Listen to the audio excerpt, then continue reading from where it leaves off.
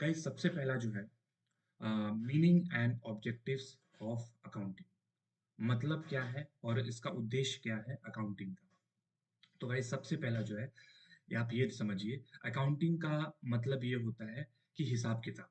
चाहे आप घर में हिसाब किताब कर रहे हो, लेकिन हमें घर में जो हम हिसाब करते किताब करते हैं वो हमें किसी को देना नहीं पड़ता है। लेकिन हम अगर हमने कोई कंपनीज एक्ट के मुताबिक हमने कंपनी रजिस्टर करवा ली है, तो उसका हमें क्या करना पड़ता है, उसका अकाउंटिंग करना पड़ता है, उसका रिपोर्टिंग करना पड़ता है। ठीक है, अकाउंटेंट की मदद से और सीए की मदद से। तो इसमें सबसे पहले हम इसका मतलब होता है हिसाब किताब, कितना लेन देन हो रहा है। जैसे कि एक छोटा सा बिजनेस मैं आपको बताऊं, अगर टी एंड कॉफी का बिजनेस है तो उसमें कितना आप रॉ मटेरियल को खरीद रहे हो टी बनाने में, कॉफी बनाने में। फिर जब आप टी बना ले रहे हो तो फिर सेल कर रहे हो तो कितना कस्टमर से पैसा आ रहा है। तो ये सारी चीजों में कितना इनटेक, मतलब बिजनेस में जो आपका छोटा सा बिजनेस है इसमें कितना पैसा आ रहा है, कितना पैसा जा रहा है। ठीक है, और फिर कौन कौन से कस्टमर को आप सेल कर रहे हो, कौन कौन से सप्लायर से आप रॉ मटेरियल खरीद रहे हो वेंडर से। तो ये सारी चीजों को आप क्या करोगे, इसको इसको आप नोट डाउन करोगे, मेंटेन करोगे, या तो फाइल में मेंटेन करोगे, नहीं तो फिर ईआरपी जो सॉफ्टवेयर है टैली उस पे मेंटेन करोगे, या फिर आप एसएपी के सॉफ्टवेयर में क्या करोगे, मेंटेन करोगे। एसएपी भी एक ईआरपी का टूल ही है। तो ये मेनली ये हिसाब किताब है जिससे आपको एक कंपनी का स्टेटस पता चल जाता है, फाइनेंशियल स्टेटस, कि वो लॉस में चल रहा है या वो प्रॉफिट में चल रहा है, या उसका क्या स्टेटस है, उसका जो पोजीशन है फाइनेंशियली, उसका क्या पोजीशन है। ठीक है, और वो गवर्नमेंट को वो रिपोर्टिंग भी करता है अपना।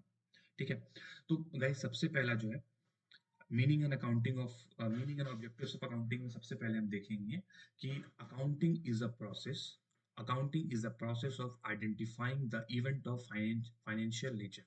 अकाउंटिंग एक प्रोसेस है पहचानने के लिए इवेंट को जो कि फाइनेंस से रिलेटेड है, मतलब उस इवेंट को पहचानने के लिए प्रोसेस है। Recording them in the journal, उसको रिकॉर्ड किया जाएगा जर्नल में। जर्नल क्या होता है मैं आपको आगे बताऊंगा। उसके बाद classifying in their respective accounts, उसके बाद ये लेजर की बात हो रही है, उसके जर्नल के बाद आप उनको एक जगह क्लासिफाई करो, हर एक अकाउंट्स को। उसके बाद summarizing them in profit and loss account, उसके बाद उनका समराइजेशन किया जाएगा प्रॉफिट एंड लॉस अकाउंट में, उसको एडजस्ट किया जाएगा। और एट लास्ट लास्ट में बैलेंस शीट बनाया जाएगा जिसमें एसेट्स एंड लायबिलिटी को हम रखते हैं। ये तो सबसे पहला काम हो गया गाइस, यहाँ से अकाउंटिंग से लेके बैलेंस शीट तक पहला काम हो गया। ये होने के बाद मतलब आपने इवेंट को पहचाना कि किस नेचर का ये मतलब ट्रांजैक्शन है। जैसे कि हमें आप टी एंड कॉफी के बिजनेस में आप रॉ मटेरियल परचेस करोगे, सपोज मिल्क परचेस करोगे, तो इवेंट नेचर क्या है इवेंट का, तो हमें सप्लायर से वो खरीदना है, मिल्क खरीदना है। ठीक है, वो आपने पहचान लिया। फिर आपने मिल्क कैश पे खरीद लिया सप्लायर से, तो उसकी उसका जनरल एंट्री क्या होगा, milk account debit to cash account credit, ये हो गया। उसके बाद आप उसको क्लासिफाई कर लोगे दोनों जीएल अकाउंट को, मिल्क के जीएल अकाउंट को और कैश के जीएल अकाउंट को। उसके बाद आप ट्रेडिंग अकाउंट बनाओगे। उसके बाद प्रॉफिट एंड लॉस, इस ये करने से मैं एक एग्जांपल बता रहा हूँ, ऐसे बहुत सारे बिजनेस में ट्रांजेक्शन होते हैं, राइट। तो उसमें क्या होगा, उससे आप जो ये कर रहे हो, जो आप रॉ मटेरियल खरीद रहे हो वेंडर से और कस्टमर को जो सेल कर रहे हो, उससे आपको प्रॉफिट हो रहा है लॉस हो रहा है, उस प्रॉफिट एंड लॉस से पता चलेगा।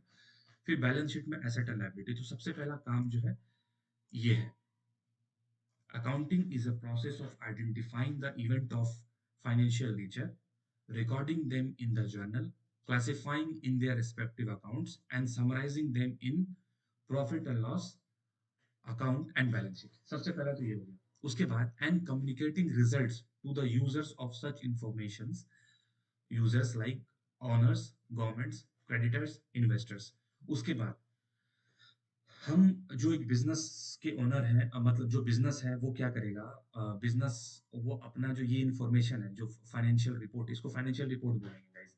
जो भी आप balance sheet profit and loss ये बना रहे हो, ये फाइनेंशियल रिपोर्ट है। उस रिपोर्ट को हमको देना होगा ओनर को, जो बिजनेस का ओनर है।